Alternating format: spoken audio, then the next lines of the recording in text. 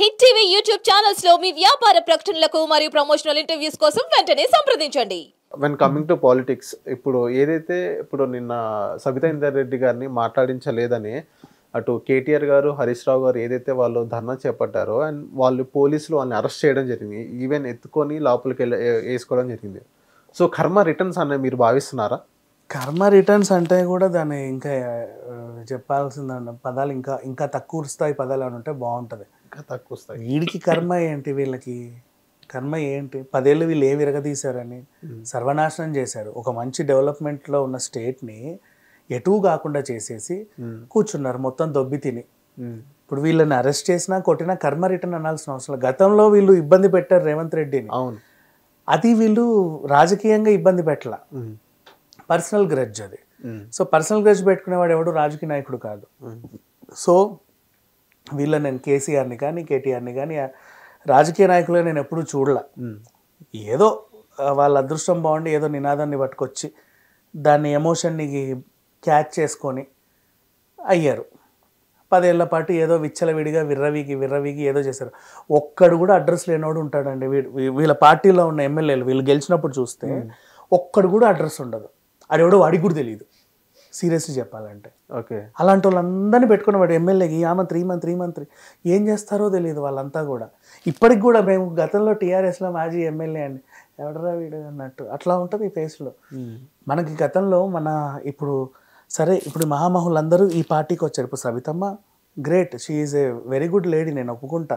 కానీ ఎందుకు ఈ పార్టీలో ఉన్న పాపానికి రేవంత్ రెడ్డితో కొట్లాడుతుంది, కానీ ఆవిడ కూడా పర్సనల్గా ఏమి ఉండదు. బికాస్ తను కూడా ఒకప్పుడు కాంగ్రెస్లో ఉన్న ఆవిడే.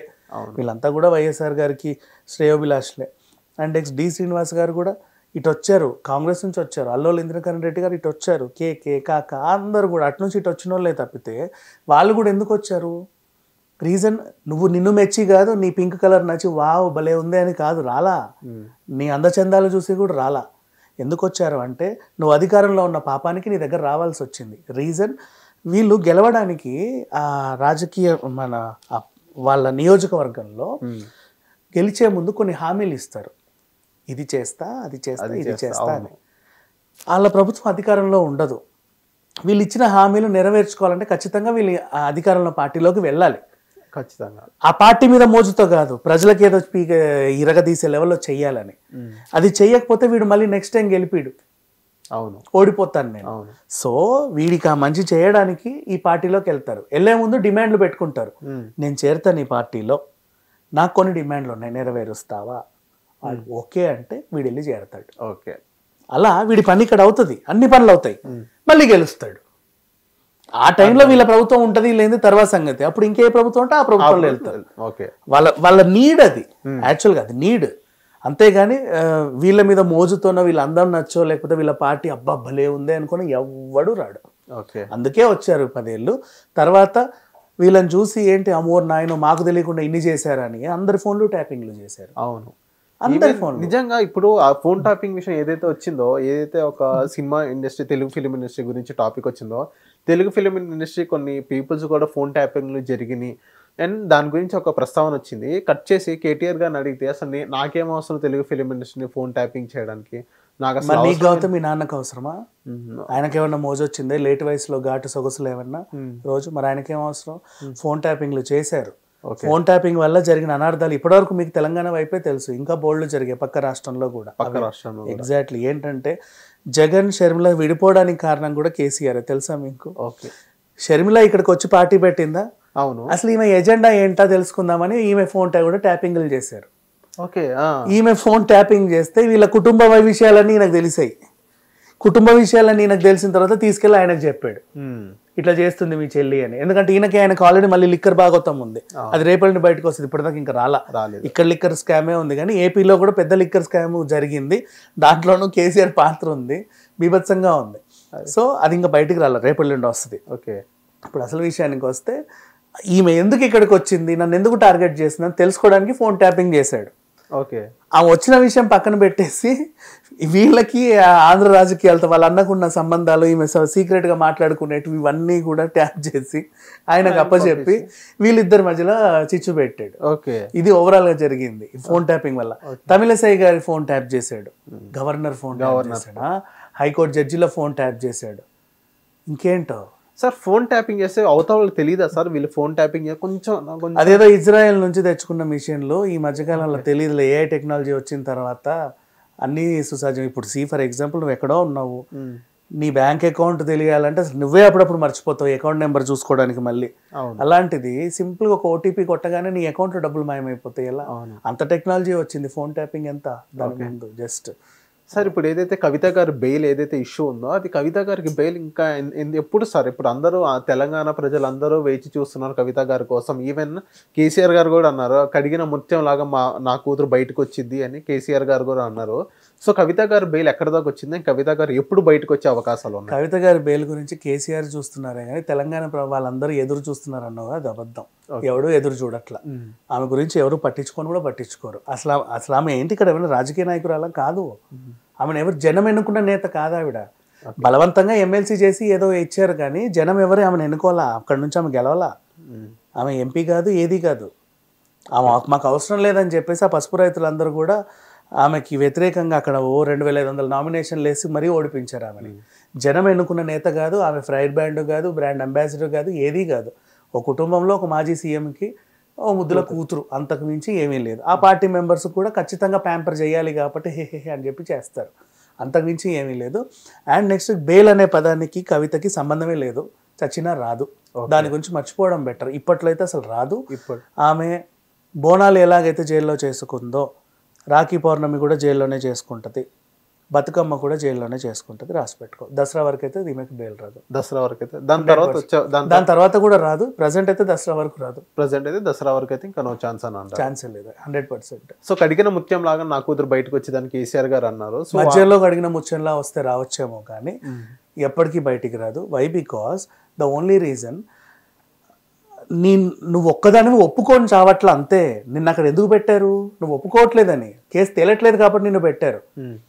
అవునండి బీఆర్ఎస్ కార్యాలయం నుంచే నేనే చేశానని చెప్పి ప్రత్యక్ష సాక్షి దొరికిన తర్వాత సుకేష్ అన్న పిచ్చోడా, ఆయన కూడా మంచి బిజినెస్ బ్యాక్గ్రౌండ్ ఉన్నోడే. హోటల్స్ రిసార్ట్స్ నడిపేవాడు మంచి మంచి టూరిజం ఏరియాలలో. సో ఆయన ద్వారా హవాలా నువ్వు నడిపావు, మనీ లాండరింగ్. అతనే ఒప్పుకున్నాడు, నువ్వు ఒప్పుకోవట్లా, నాకు సంబంధం లేదంటున్నావు. అండ్ సీఎం, మాజీ సీఎం, డిప్యూటీ సీఎంలు వీళ్ళందరూ జైల్లో ఉన్నాక ఇంకా మనీ ట్రయల్ నడుస్తున్న తర్వాత డబ్బులు ఎక్కడి నుంచి వచ్చాయి, ఎక్కడికి వెళ్ళాయి, ఎవడెవడి చేతులు మారాయి, తర్వాత ఏం చేసుకున్నారు? నీ ధైర్యం ఏంటంటే నేను నా చేత్తో ఇచ్చానా? లేదు కదా. అంటే చట్టానికి కావాల్సింది మెటీరియల్ ఎవిడెన్స్ కదా, కాబట్టి నువ్వు ఆ ధైర్యంతో ఉన్నావు. కానీ వాళ్ళు ఏంటి, మనీ ట్రయల్ నడుపుతున్నారు. ఎలా? నీకు సంబంధించిన వాళ్ళు తీసుకెళ్ళి కేజ్రీవాల్కి ఇవ్వాలి, కేజ్రీవాల్ కూడా ఇలా తీసుకోవాలి దాన్ని. ఆయనకు సంబంధించిన వాళ్ళు వచ్చి అందుకున్నారు. ఇప్పుడు అది ఎవరికి ఇవ్వాలి? ఇప్పుడు నేను నీకు ఇవ్వాలి, అవును, నాకు సంబంధించి నీకు సంబంధించి అక్కడ చేతులు మారింది. అది నేను తీసుకోలేదు కదా, నేను నీకు ఇవ్వలేదు, నువ్వు నా దగ్గర తీసుకోలేదు. ఆ ధైర్యంతో వీళ్ళిద్దరు కూర్చున్నారు. అలా వీళ్ళు వాదిస్తున్నారు. కానీ నీకు సంబంధించే కదా ఇదంతా జరిగింది అని ఈడీ వాళ్ళు గట్టిగా ఉన్నారు. ఇప్పట్లో కవితకైతే బెయిల్ రాదు, ఇక మీదట కూడా రాదు. ఆమె గురించి మర్చిపోవడం బెటర్. ఈడీ విషయంలో వచ్చినా సిబిఐ ఇవ్వదు, సిబిఐ విషయంలో వచ్చినా ఈడీ ఇవ్వదు. సార్ ఇప్పుడు వేరే ఆంధ్ర పాలిటిక్స్ వస్తాయి. మీరు కూడా సర్వే చేయడానికి 1 month ఆన్ ఫీల్డ్లో ఉన్నారు ఆంధ్రాలో. సో ఇప్పుడు మా క్వశ్చన్ ఏంటంటే, ఇప్పుడు ఆంధ్రాలో అంత ఘోరంగా ఓడిపోవడానికి కారణాలు ఏంటి సార్? మీరు అక్కడ ఒక చిన్న ఫార్మాట్లో చెప్తారా? జగన్మోహన్ రెడ్డి గారు అంత ఘోరంగా ఓడిపోవడానికి కారణాలు ఏంటి? అండ్ ఈవెన్ మీరు ముందే చెప్పారు జగన్మోహన్ రెడ్డి గారు ఓడిపోబోతున్నారని మీరు ముందే చెప్పారు అందరికన్నా ముందు. సో ఇక కారణాలు ఏముంటాయి సార్? ఇప్పుడు నెక్స్ట్ క్వశ్చన్ ఏంటంటే, ఇప్పుడు ఎవరైతే జగన్మోహన్ రెడ్డి గారు సపోర్ట్ చేశారు ఫిలిం ఇండస్ట్రీ నుంచి, శ్యామ్లా గారు కానివ్వండి, యాంకర్ శ్యామ్లా గారికి కానివ్వండి, ఇప్పుడు పోసాని కృష్ణమురళి గారు కానివ్వండి, అలీ గారు కానివ్వండి, సో పృథ్వీరాజ్ గారు. సో ఎవరైతే పృథ్వీరాజ్ గారు ఒక్కడే సేఫ్ హ్యాండ్లో ఉన్నారు. ఐ మీన్ వాళ్ళ ప్రభుత్వం అధికారంలోకి వచ్చింది కాబట్టి. వేరే ఈ ముగ్గురు ఏదైతే ఉన్నారో, అలీ గారు అయితే నేను రాజకీయంగా శాశ్వతంగా దూరంగా ఉంటానని ఆయన చెప్పేశారు, బయటకు వచ్చారు. ఇక్కడ పోసాని కృష్ణమురళి గారు కానివ్వండి, యాంకర్ శ్యామ్లా గారు, వీళ్ళిద్దరికి నెక్స్ట్ ఫర్దర్గా ఫ్యూచర్గా ఇండస్ట్రీ అనేది వాళ్ళకి ఏమైనా అవకాశాలు వస్తాయా, లేకపోతే వాళ్ళ అవకాశాలకు దూరంగా ఉంటారంటారా? రాజకీయానికి వీళ్ళ అవకాశాలకు అసలు ఫస్ట్ ఆఫ్ ఆల్ సంబంధం ఏం లేదు. రోజా అయినా సరే మళ్ళీ తను కావాలి అనుకుంటే జబర్దస్త్కి వస్తుంది, మళ్ళీ తను చేయాలనుకుంటే జడ్జిగానో ఈటీవీలోనో ఏదో ఒకటి చేసుకుంటుంది. ఆపే వాళ్ళు ఎవరూ లేరు. అలీ గారు ఆయన అవకాశాలను ఆపే స్థాయి కూడా ఎవరికి లేదు, అంత శక్తి కూడా ఎవరికి లేదు first of all. And next వీళ్ళు ఎందుకు ఓడిపోయారు అంటే ఒకే ఒక కారణం, అది వాళ్ళు కూడా తెలుసుకోవాలి. ఏం చెప్పారు అంటే, మేము గతంలో చెప్పిన హామీలన్నీ కూడా 99% చేశామండి అని చెప్పారు. అవును. 1% చేయలేదు. ఏంటా 1%? మద్యం. మందు. అదే మెయిన్, దానివల్లే ఆదాయం వస్తుందని తెలిసి అదొక్కటి ఆపి మిగతా అన్నీ చేశారు. ఇప్పుడు వాళ్ళని ఓడించింది కూడా ఆ 1%. మందు బాబులు అందరూ కూడా వ్యతిరేకంగా ఓట్లేశారు. ఓకే. బికాజ్ వాళ్ళకి కావాల్సిన మందు దొరికి చావట్ల, అంతే. అంతమించి దొరికిన మందు కూడా ఎక్కువ డబ్బులు ఇచ్చుకుంటున్నారు. తాగే వాళ్ళు ఎవరు ఉంటారు బేసికల్ చెప్పు. ఎలక్షన్స్లో డబ్బులు ఇచ్చినా సరే దానికి ఖచ్చితంగా నువ్వు 1000 రూపాయలు డబ్బులు ఇచ్చినా సరే 100 రూపాయల మందు ఇవ్వకపోతే వాడిని కోటేయడు. అది వాడి ఎమోషన్. అవును. మందుకు పంచాలి కదా, మందు పంచారా లేదా అని అడుగుతారు. వాడు పంచేది చీపే, కానీ మందు పంచారా అని అడుగుతారు. నీకు అర్థమైందా? అర్థమైంది. సో మందు తాగే వాళ్ళకి చాలా మంది ఉన్నారు, ఎక్కువ మంది వలస కూలీలో లేకపోతే పేదవాళ్ళు, రోజంతా ఒళ్ళు హూనమై వచ్చి పనిచేసి రాత్రి ఇంత తాగి పడుకుంటారు వాళ్ళు. అది వాళ్ళు దాన్ని వ్యసనం అనలేరు. కాకపోతే ఏంటంటే వాడి ఎమోషన్ అది. పొద్దుంతా ఒళ్ళు హూనమైలా పనిచేస్తాడు, పొద్దున్న లేసి స్పాకి వెళ్ళి బాడీ మసాజ్ చేసుకునే స్టేజ్ వాళ్ళది కాదు కదా, రైట్? అవును. దానికి వాడు ఏం చేస్తాడు, ఒక 100 రూపాయల మందు తాగి పడుకొని మళ్ళీ తెల్లారు యాక్టివ్ అయ్యి మళ్ళీ ఆ మూటలు మోయడమో పెయింట్లు వేయడమో లేకపోతే కర్రలు కొట్టడమో ఏదో చేసుకుంటారు. ఓకే. వీళ్ళే పేదవాళ్ళు. అదొక రీజన్ అంటారా వాళ్ళు ఓడిపోవడానికి కారణం? సో వీళ్ళందరూ ఆ వ్యవసాయం చేసుకుంటారు, రైతులు ఉంటారు, ఆ మూటలు మోసే వాళ్ళు ఉంటారు, బోలెడంత మంది వీళ్ళే ఉన్నారు. ఓకే. వీళ్ళందరూ కూడా వ్యతిరేకంగా ఓట్లేయడం వల్ల ఆయన ఓడిపోయాడు. మ్యాక్సిమం ఇది పడింది. ఓకే.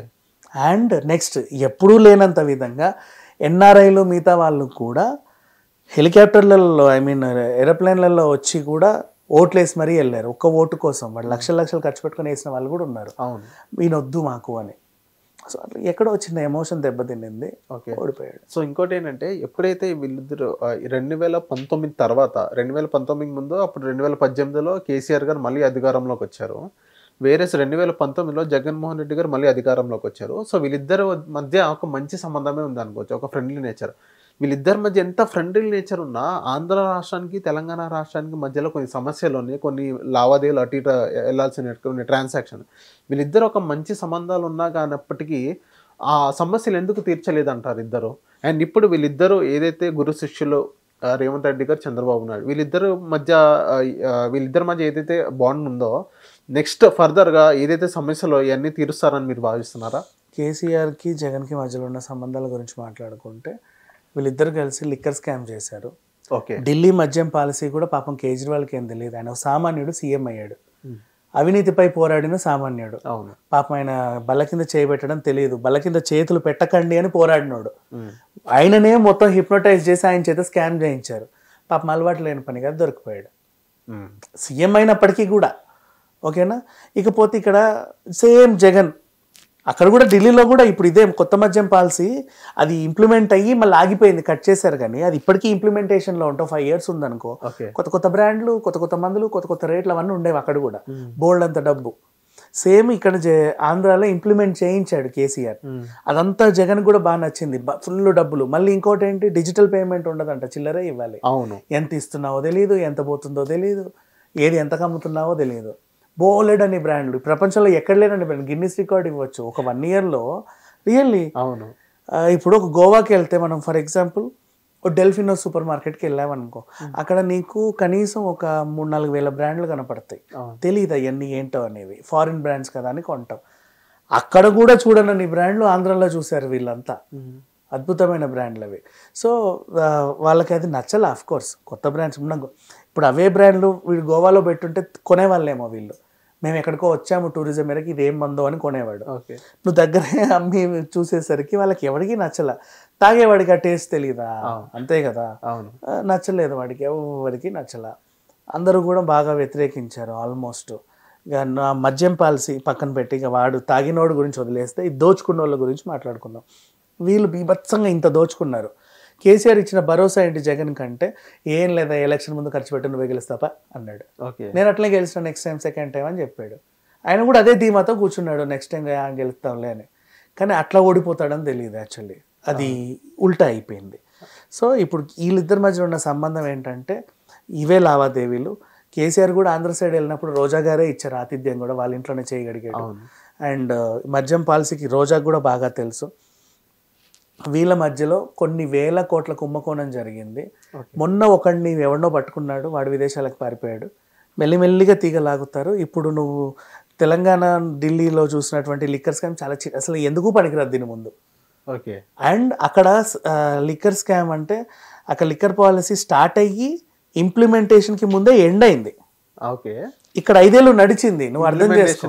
ఓకే, అర్థమైంది. 5 ఏళ్ళు ఇంప్లిమెంట్ అయింది, ఇక్కడ నడిచింది, యథేచ్ఛగా నడిచింది, మొన్నటి వరకు నడిచింది, మొన్నటి వరకు ప్రభుత్వం మారేంత వరకు నడిచింది. సో ఇప్పుడు నువ్వు అర్థం చేసుకో ఎన్ని వేల కోట్ల స్కామ్ జరిగింది అనేది. ఇవన్నీ ఎప్పుడు బయటపడతాయి? ఎన్ని మంత్స్ లో బయటపడతాయి? మెల్లిమెల్లిగా బయటపడతాయి. అన్ని ఒక్కసారి అని చెప్పలేరు కానీ మెల్లిమెల్లిగా సడన్ గా తీసుకొస్తారు ఏదో ఒకటి. హిట్ టీవీ యాప్ ని డౌన్లోడ్ చేసుకోండి. ఇందులో short news, live news, entertainment movies అన్ని అవైలబుల్ గా ఉన్నాయి. Please download hit TV app. Hit TV యాప్ని ఫ్రీగా డౌన్లోడ్ చేసుకోండి.